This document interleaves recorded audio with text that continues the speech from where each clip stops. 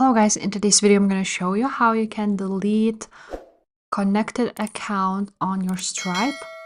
So once you have logged into your Stripe account, you will see all of your information.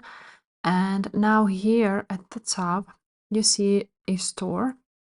So you can click on the arrow and you will see two of your accounts, or maybe three. I don't know how much you have. But basically, you want to go ahead and choose the account which you want to delete. Click on it. Then it will switch the accounts. You will need to wait a little bit. And now, again, click on this account and then click Edit. You will see that there are account settings. You want to click on it. And here you will find all of your details.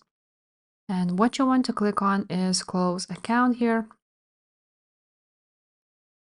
You will need to go ahead and enter the 6-digit code, which you get on email. Here you have it. And now you just close your account. And now here you have it. You only have this one account on your Stripe. If this video was useful, please make sure to subscribe to this channel, and I will see you next time. Bye.